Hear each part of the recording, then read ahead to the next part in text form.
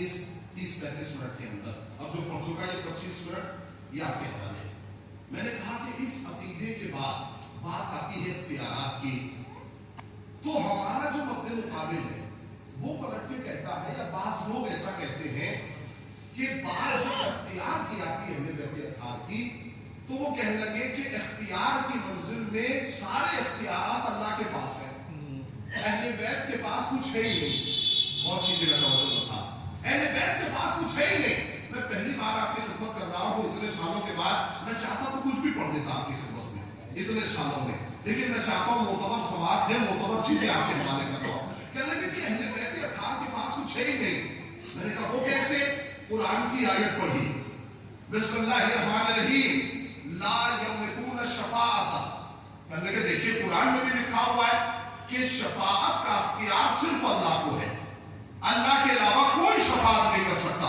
मैंने कहा आधा कुरान पढ़ के ईमान लाओगे तो यही होगा। बेशक आयत मुकम्मल तो करो, कुरान मुकम्मल तो करो, तब जाकर लुत्फ आएगा। जिन लोगों ने आधी आयत पढ़ी वो सब बेचारे नमाज से भी दूर हो गए।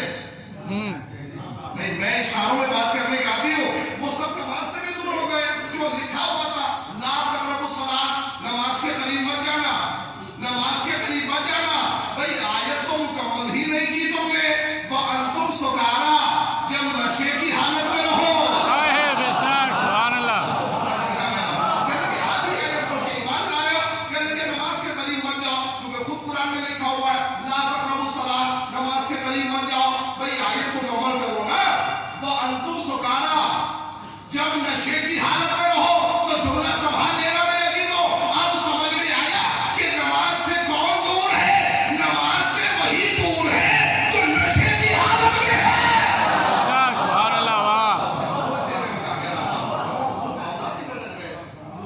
मामला यहाँ तक आगे बढ़ गया, इस आयत को इस्तिदलाल बना के लोगों ने इस्तिदलाल शुरू किए। कहने लगे अब देखिए कुरान में लिखा हुआ है ला यमलिकून शफाअत, शफाअत का इख्तियार रोज़े महशर अल्लाह को है, सिर्फ अल्लाह को है। मैंने कहा आधी आयत पढ़ी है तुमने, आयत मुकम्मल कहाँ पढ़ी? ला यमलिकून शफाअत इल्ला मन इत्तखज़ इंदा रहमानि अहदा। शफाअत का इख्तियार या तो अल्लाह को है या उसे इख्तियार है जिसे खुदा साहिब इख्तियार बना दे। सुभान अल्लाह। बेशक वाह।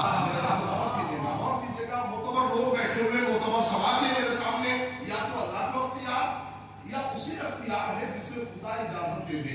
उलमा किराम मौजूद हैं, उनके हवाले से गुफ्तगू कर रहा हूं, या खुदा जिसे इजाजत दे दे। मैं एक जुमला रह गया था, उसे आपकी खिदमत में और बयान कर दूं। हुजूर मामलात ये हैं कि नीम हकीम खतरे जान होता है। सुना होगा आप लोगों ने, नीम हकीम खतरे जान होता है। तो सिर्फ नीम हकीम ही खतरे जान नहीं होता, नीम मौलवी भी खतरे ईमान होता है। और हमारे मामला ये है कि जो ठीक तरीके से दीन समझे नहीं, अगर वो दीन समझाने लगेंगे तो क्या होगा? क्या होगा दीन का हाल? कहा हुजूर मामलात ये हैं, इसी आयत को दलील बना के लोगों ने कहा कि कयामत में शफाअत का इख्तियार सिर्फ अल्लाह को है और किसी को नहीं है। मैंने आयत पूरी पढ़ी, मैंने कहा सुनो, ला यमलिकून शफाअत इल्ला मन इत्तखज़ इंदा रहमानि अहदा। पढ़ने का सबका अंदाज अलग है, चीज अगर मुशाबिह हो जाए तो